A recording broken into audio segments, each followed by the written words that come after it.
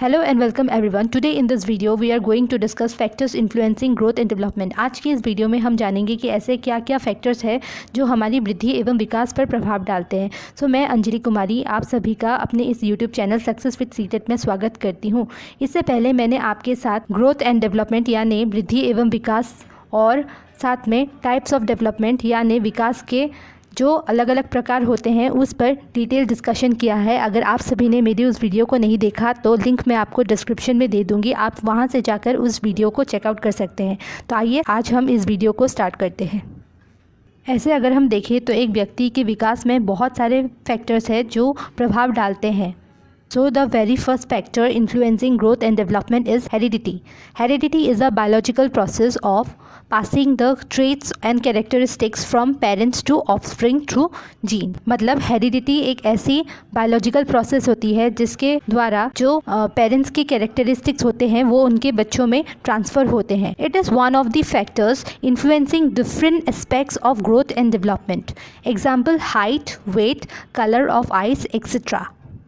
और ये जो हेरिडिटी होती है ये बहुत ही इम्पॉर्टेंट फैक्टर होती है जो हमारे वृद्धि एवं विकास पर प्रभाव डालती है। जैसे कि एक बच्चा है, उसकी हाइट अगर मान लीजिए कि पेरेंट्स दोनों ही शॉर्ट हाइट के हैं तो ज़्यादातर पॉसिबिलिटीज़ होती है कि उनके जो बच्चे हैं उनकी भी हाइट जो है छोटे ही होंगे। और बेसिकली अगर हम देखेंगे जो कलर होता है आँखों का जो रंग होता है, अगर किसी बच्चे के जो पेरेंट्स हैं दोनों के आइज़ के कलर ब्लैक है तो फिर उनका जो चाइल्ड होता है उसका भी आंखों का रंग काला ही होता है। अब अगर इसको हम डिटेल में समझे तो हम ऐसे समझ सकते हैं कि अगर एक बच्चा है उसके मम्मी पापा के आंखों का रंग काला है तो फिर वो बच्चे का जो आँख होगा उसका भी कलर जो है वो 90% चांस है कि काला ही हो।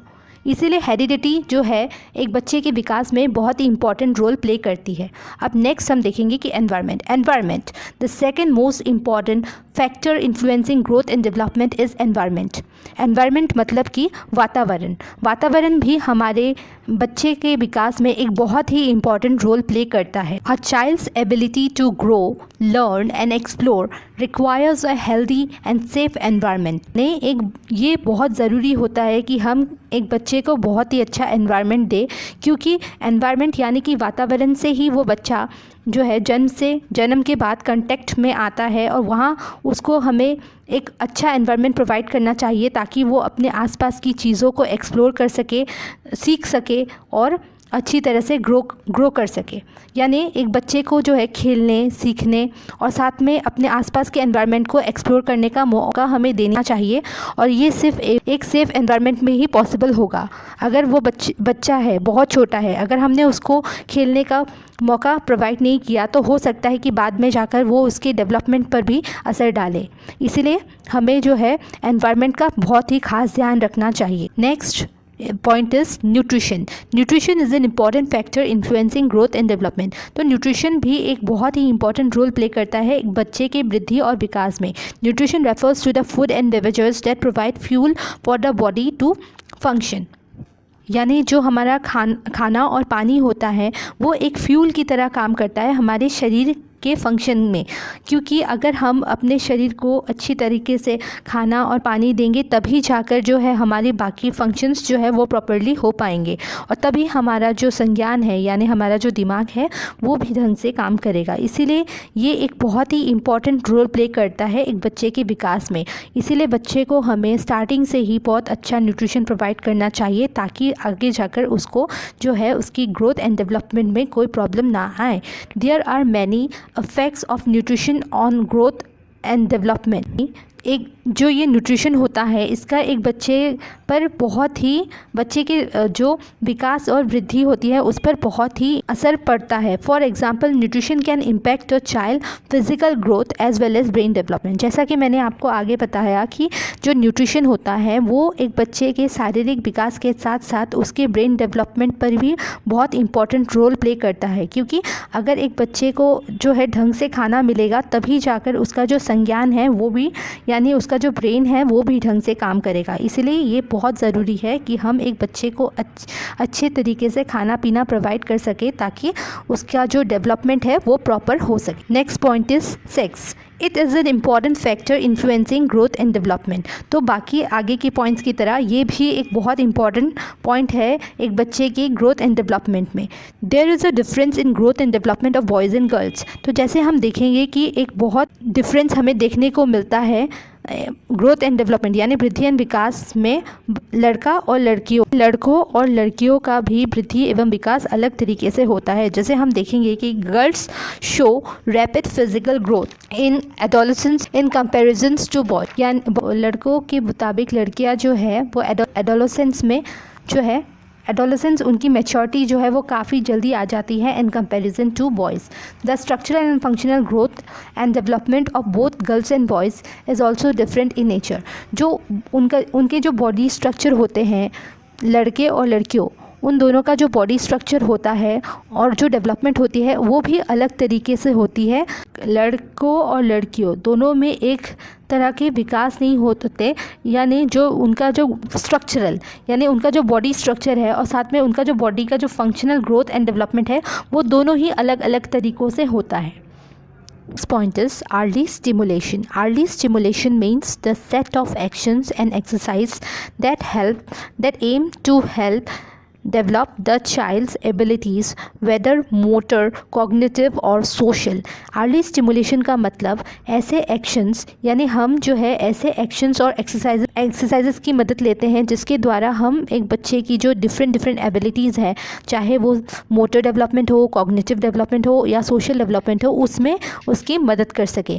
Example, playing, reading, singing, showing pictures in book etc. are the core components of childhood stimulation। यानी अगर एक बच्चे को हमने स्टार्टिंग से ही बहुत सारी एक्टिविटीज़ करवाई, उसको खेल कूद में इन्वॉल्व करवाया, साथ में हमने उसको रीडिंग वगैरह में भी इन्वॉल्व करवाया, तो हो सकता है कि आगे जाके जो है वो बच्चा इन सब फील्ड में बहुत अच्छा कर जाए।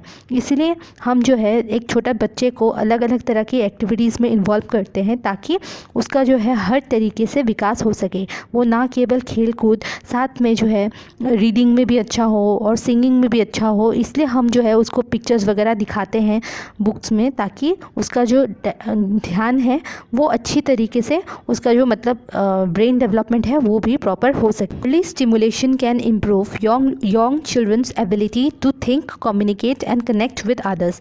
यानी अगर हमने एक बच्चे को शुरू से ही अच्छा स्टिमुलेशन प्रोवाइड करवाया तो इसके ज़रिए जो है एक बच्चा वो बहुत ही अच्छे तरीके से अपनी बातों को दूसरों के सामने रख पाएगा और साथ में दूसरों के साथ कनेक्ट भी कर पाएगा, क्योंकि अर्ली स्टिमुलेशन से एक बच्चा कोऑपरेशन भी सीखता है। Next point is child rearing practice. Child rearing practice is a style of parenting in which the parents are involved with their children but place few demands or control them। यानी child rearing practice एक ऐसे style होती है parenting की जिसमें जो parents होते हैं वो अपने बच्चों के साथ इन्वॉल्व होते हैं लेकिन उनको इनडायरेक्टली कंट्रोल कर रहे होते हैं। यानी इसको हम एक सेंस में बोल सकते हैं कि जो पेरेंट्स होते हैं वो अपने बच्चों की परवरिश कैसे करते हैं। फॉर एग्ज़ाम्पल, जैसे कुछ ऐसे भी पेरेंट्स होते हैं जो जहाँ ज़रूरत होती है वहाँ पे अपने बच्चों को सलाह देते हैं और उन्हें गलत काम करने से रोकते हैं।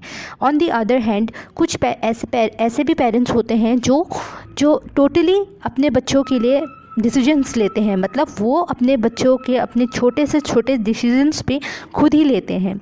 वो अपने बच्चों को थोड़ा भी सोचने नहीं देते, वो खुद ही डिसाइड करते हैं कि उनके लिए क्या अच्छा है क्या बुरा है।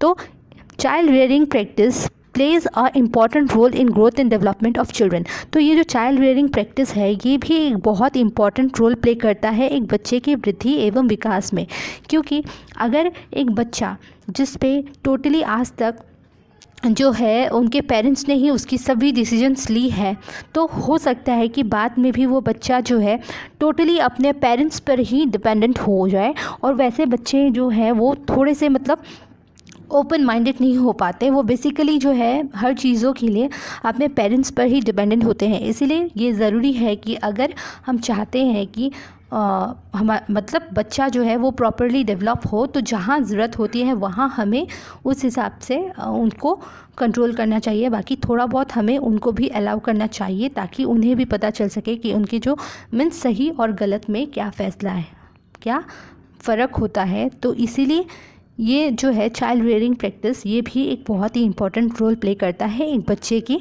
वृद्धि एवं विकास में। तो आज की वीडियो में बस इतना ही। अगर आपको वीडियो जो है हेल्पफुल लगी हो तो प्लीज़ मेरे चैनल को जो है लाइक, सब्सक्राइब एंड शेयर कर दीजिएगा। Thank you.